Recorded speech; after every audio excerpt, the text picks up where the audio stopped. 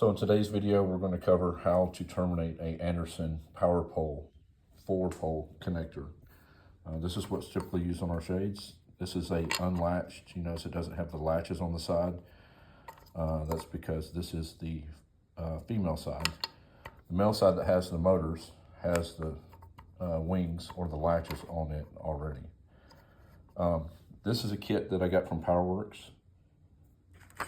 It actually comes with the 4 connectors, the termination kit, your hold downs, and your pin that locates your connectors inside of this carriage. This kit comes with 2 reds and 2 blacks, so you'll need to source out the correct colors to match ours. Gray, or this is indicating white also. The tools that you're going to need are a set of side cutters, strippers that cover 14 gauge, which you'll see right there. This is a crimper from Anderson Power Products, and it has 2 different outlets there. You can crimp down a smaller gauge wire and the 16 gauge wire, what we have, and a small hammer to drive the pin into the carriage after we're fully complete. This is what you're going for. This is what we're looking for. We'll go through the steps of, this is the finished product. This is what we're trying to accomplish. Okay, we'll start by, you get your carriage. You need to, first thing you do, and don't forget this or you'll get frustrated, is you need to take your carriage and slide it in. You can slide it down the wire and forget about it. We then want to clip this back, and as you can see, this is, I'm only actually using 2 of these. If you have a 3-wire that uses the red, you'll need an extra, another gauge wire that uses a 3rd. Okay, so first thing you're going to do is take your carriage and slide your wires through. You can slide it down and forget about it. You'll then want to measure where you want to cut your wires, trim them back to. It's about 1.5 inches from the sheathing. Mark it.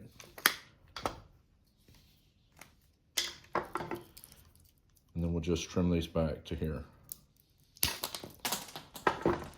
Okay, now you want to cut your insulation back on your wires so you can terminate them. These are easy because they self-pull. You have your wire sticking through about that much. It's about, I don't know, 3/16 of an inch. If I can get it through the right hole.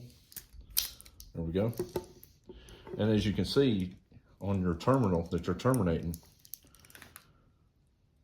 you don't have any wires sticking out. Okay, that's your objective.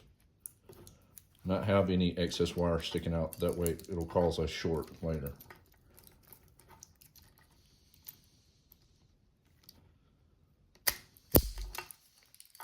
Take and strip all 3 of your wires back.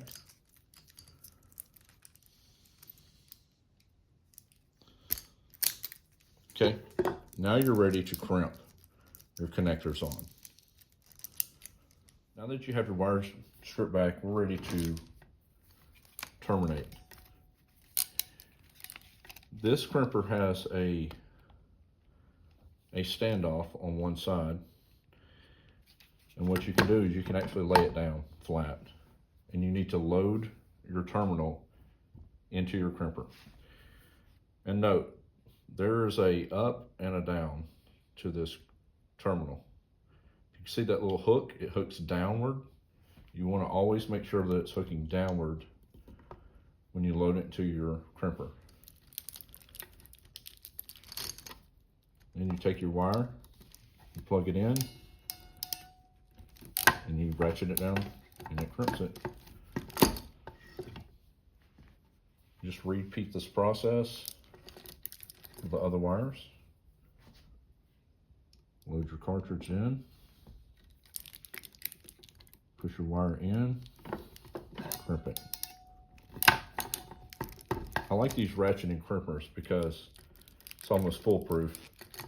It's not going to let it go too far, and it's going to crimp it just enough. And you don't want to have these over crimp where they won't fit inside of your colored cartridges.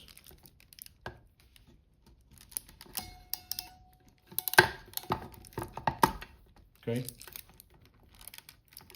these are successfully terminated. Now it's time to slide them into the connectors. So before I slide my connector into my terminal, I'm just going to tell you that these index together. They slide. If you've never seen these before, there is a male and female part, and they will slide in and out together. You gotta just be sure that this is in the correct pattern. I always like to have another terminated whip as an example, or have a picture readily available like this blown up picture that Bart sent me. So on this connector itself, there is an up and a down. This is what we consider down, with the big shell on top and the small tang on bottom. You can see the metal tang inside. When you're pushing this connector inside,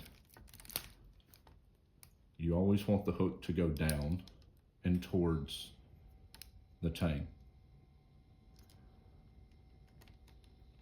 You'll stick it in the hole, you'll angle it up, you'll push it in, and you'll hear it positively engage. And once it's in there, you won't be able to pull it off. Then you repeat the process.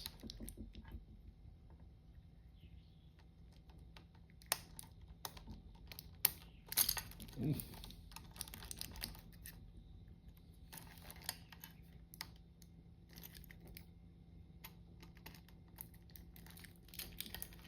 Some can be a little difficult to get in more than others.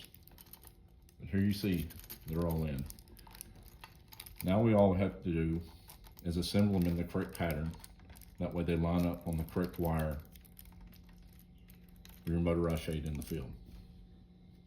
Okay, so what I like to do is I start with this one that's not terminated. Obviously, it's easy.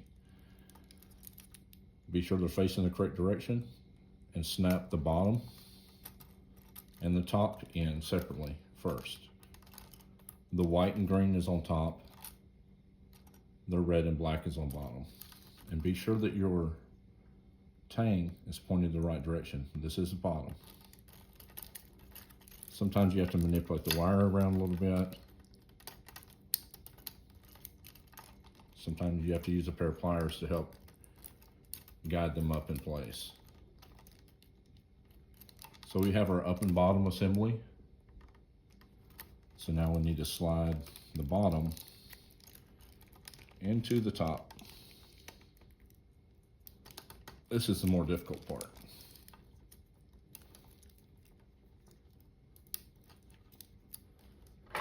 Sometimes you have to use a pair of pliers.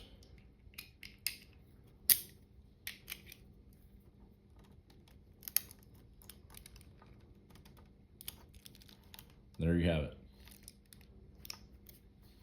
Now you take your carriage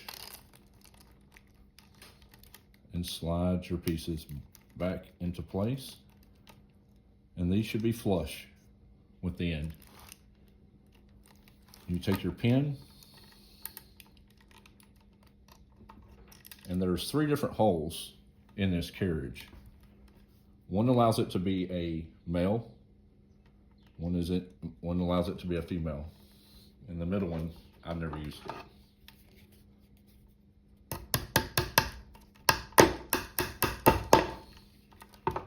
So now that you have that drove home, now all you need to do is put your strain relief in.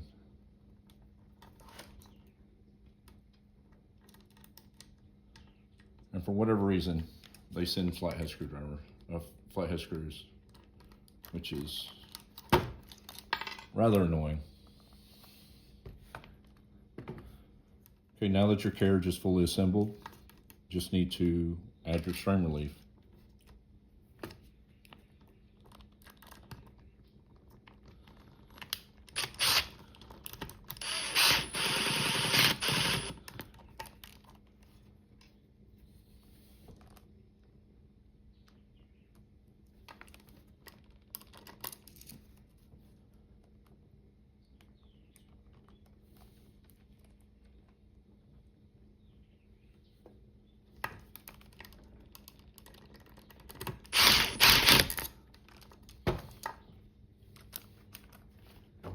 There you have it.